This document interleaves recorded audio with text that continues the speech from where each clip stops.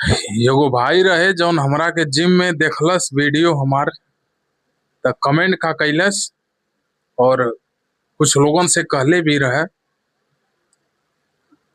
कि देहिया त सब बना ली, लेकिन जौने दिन तू ग्राउंड में आके रेस में दौड़बा ना तो तोहरे दिमाग का नस फट जाई। तो भाई तोके बता दे कि जहां से तू खड़ा होके बात करत हुआ ना, जहां से कहले हो ग्राउंड वाली बात, तो पूछ लिया वो ग्राउंड में तोहार बाप बन के आयल है। जहां तू कहत हवा ना कि जो निशान से कि तोहार नस फट जाई, अच्छे अच्छे लोगन के दौड़ा के ओकर बीच रोड में हगा देले, दौड़ते दौड़ते के हगा देले। ऐसा कौनो चीज ना है, कौनो स्तर ना है कि जौन करके ना छोड़ले होखी।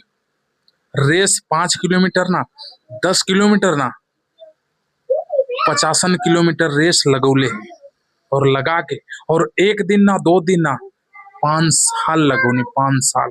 बस किस्मत का बात रहे कि तू अभी वही जावा, हम वहां से यहाँ आ गए। नहीं आज ओहू जब दौड़त रहनी, ओहू सबकर गांड फटत रहे, जलन होत रहे, और आज वो छोड़ के जब हेजे आ गई नी जिम में, तो जिमियो कैले से गांड फटत बा। और हाँ, ओहू सबकर गांड फरले रहनी और एहू सबकर गांड फरले ही, और देख देख के लोग जलता, अरे वो तो हाई खैले हुई, हाई खैले हुई, हाउ खैले हुई, तब बनल बा।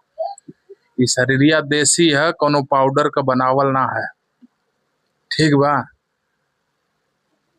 वीडियो को शेयर करा और प्लीज जला मत भाई, काहे कि तोहरे जलने से हमारे को झांट ना जले वाली है। ठीक बा, प्रेम से बोल दा हर हर हर महादेव।